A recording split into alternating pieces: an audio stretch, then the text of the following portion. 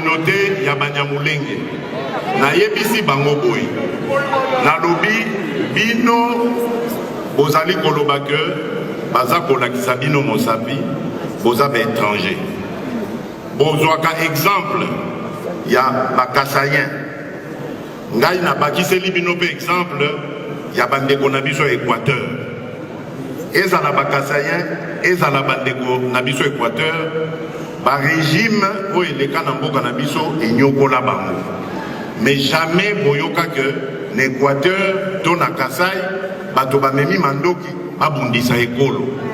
donc bokeba na likambo oyo nazali koyoka colonel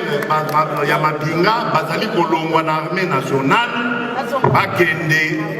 exil pour baya koatake Congo soki bosali ndenge wana botiki bandeko na bino basala ndenge wana alors wana bokopesa raison na batoyo batalakisaka bino misapi ke bozali bakongolais te.